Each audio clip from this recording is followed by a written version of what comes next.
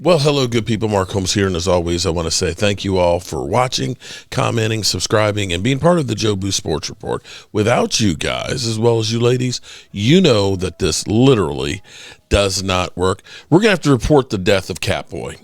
Catboy is no longer with us. Forgive me, you're going to hear some music here in the background. It's not funeral music or anything. It's actually I've been on hold with the IRS for about an hour and a half. I think they got two people that actually work there. So back to Catboy. Catboy is no longer with us. He is gone. He is dead and buried. And by that, I mean Catboy, we can no longer say his name anymore because Stephen Jones is no longer Catboy. Yeah, this is not Stephen Jones. I want to remind you something that was interesting. About 3 years ago, Stephen had said, when Jerry Jones is no longer with us, we will probably take less risk with him gone. And in my mind, I was like, risk? What risk are you taking? We ain't taking a risk. The last risk we took was, trading for Amari Cooper or signing Greg Hardy, or if you want to get really far down in here, Brandon Carr. We ain't taking risk in forever.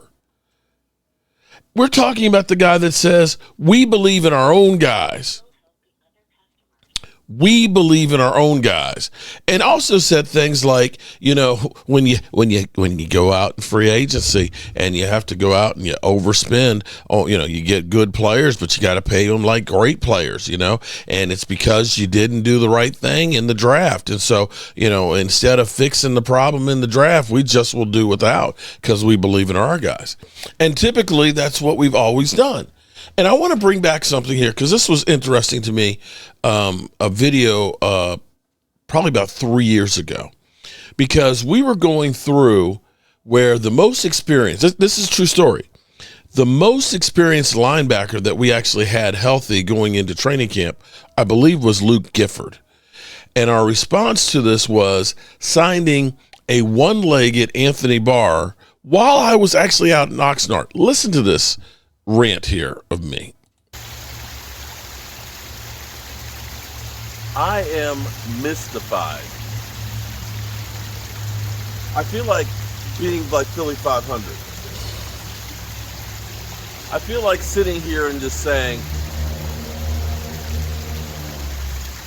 I'd fire his ass. Stephen Jones, I'd fire his ass. Stupid mother. What an idiot! What an idiot!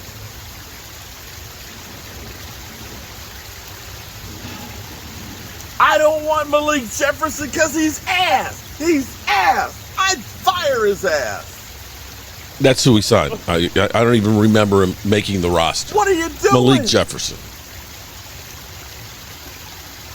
Not what Justin are you Jefferson. doing, Stephen Jones? What are you doing? The Dallas Cowboys, at least they understand that they have a hole at linebacker. At least, I guess we should say, they recognize that there's a problem here. Hello, you play to win the game. You don't just play it to play it. You play to win the game.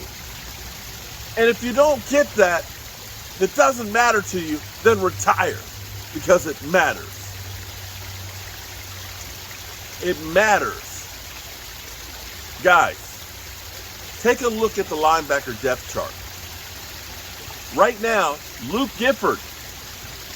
Luke Gifford is your weak side linebacker. Starter. We are razor thin. We don't go 3 deep in some linebacking positions. And so what do the Cowboys do? We brought in 2 journeyman, signing 1 already. That's our answer. I understand that. Listen, when you have a weak link on the defense, that's like an abscess. It's going to get picked at over and over and over and over again, guys.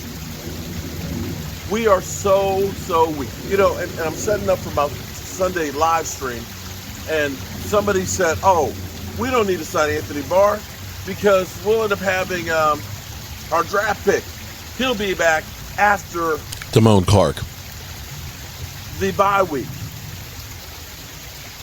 So a guy who can't do training camp, a guy who's never had a play in the NFL, a guy who's coming back from back fusion surgery in the middle of the season, we're good. Are you Stephen Jones, buddy? Samuel Rowe? Are you Stephen Jones? Are you really serious that that's your solution? Yeah. A rookie coming off of back surgery who's never had a single practice with your Not team. one. And by the way, understand the way it works in the NFL. There's 14 padded practices in training camp. Period. No more two-a-days. All of the work is done in those 14 days. Come the regular season, you can only have 11 padded practices, and they don't really hit. They don't have any game speed. So you're really ready to go ahead and just take the season and say, we'll get a guy, we'll count on the season and put it on the backs of a guy who's coming back from back fusion surgery, who's never practiced a single down in the NFL. That's typically the Catboy move. That is the Catboy move. We literally go to training camp and we don't have players and we hunt around the waiver wire and try and find some people. And we did sign Anthony Barr that training camp. I was actually out in Oxnard in the last week of training camp, and we ended up bringing in Anthony Barr, who was recovering from an ACL surgery and really didn't bust a grape. We did end up using Damone Clark, who had his back fused, had no training camp, and came in the middle of the season. That's typically Catboy move. Okay, well, now you got Steven, how you like me now, Jones, who has actually done things a little differently. We actually have players on the roster that will be cut. We are stacked in positions. Now, I can't guarantee any of them are going to be great. I'm not going to say that. But literally, we were going into training camp with like 2 linebackers at a position and no experience whatsoever. And we're looking at the waiver wires.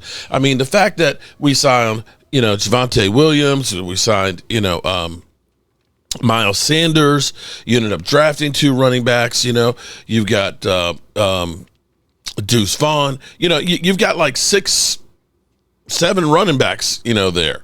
You've got like 16 offensive linemen. You went out. Now, because here's what we did. Because, like I said, Stephen Jones said, we don't believe in free agency. We believe in our own guys.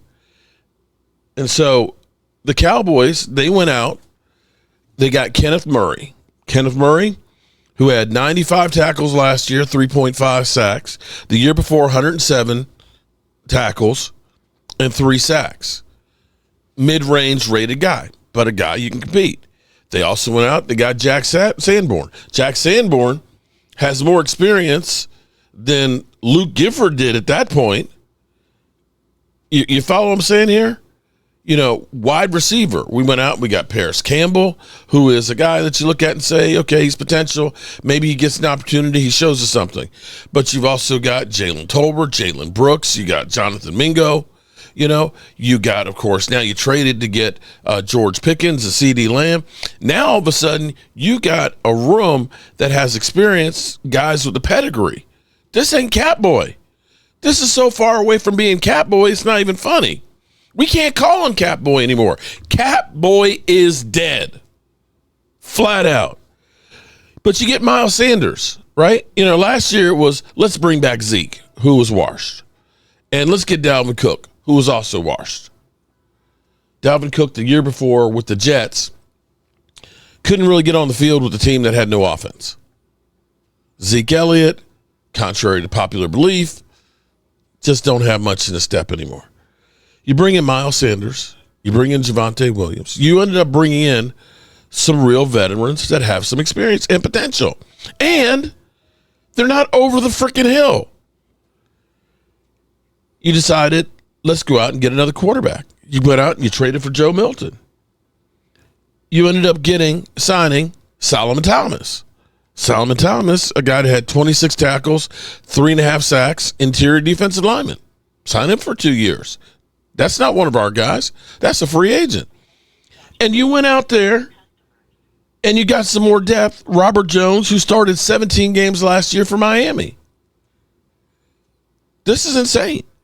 And, of course, George Pickens, you traded for. So when you look at this and say, you got some experienced players like Robert Jones, offensive guard, right? You know, he's going to be a depth guy. But he has started 17 games. Getting a guy like Kenneth Murray, started the last 2 years. You get a guy like Jack Sanborn, guy that works with our defensive coordinator. This is not Catboy. All these moves and the roster being filled out. We're still in May, people. We usually don't have the roster filled out in training camp. So I feel fantastic right now. And the fact that we got Catboy now talking about Micah Parsons' deal right now, I think it's going to be done before training camp, which would be earth-shattering. Again, no freaking Catboy. So I have hopes. I have dreams. And I'm going to put one other one out here. Since I'm feeling good right now, this one is, I really like this. Let's listen to this. This is a real thing. There's a real possibility that the Don't Eagles say nothing wild now. Don't say nothing wild. There's a real James. possibility the Eagles could start 1-3. No, it's impossible. No, it's impossible. not impossible because you're beating the Cowboys. But bro, you got the Chiefs, which Chiefs play the Eagles really well. Sure. Get to the other two, Chase. The Rams the other almost two. beat them. Almost, okay. Chase? Almost beat them. Which time? Because in the the Eagles beat playoffs, the brakes they played off well. the Rams. And then in Los Tampa Angeles. has beat them as well. And dude, we're forgetting that they have and we have never beat them. They have new defensive pieces. We can say this that hey, you know the Eagles Chase, are the you said best 1 and team. 3 though. There's 1 and 3 a is chance. impossible. No, it's not impossible. 1 and 3 is impossible. It's not impossible. Here's my thought process. Every single one of those teams in the first 4 weeks, other than the Cowboys, can show up and beat Philadelphia Eagles. Go ahead. I have a really stand it anymore. I've got to get out of here. I've got to get out of here. Calm down. Get a hold of yourself. Stewardess, please let me handle this. I've got to get Calm down. Now get back to your seat. I'll take care of this. Calm down. Calm down. Get a hold of yourself. Doctor, you're one on the phone. Everything's going to be all right. Please. Sister, please, I'll handle this. Yourself.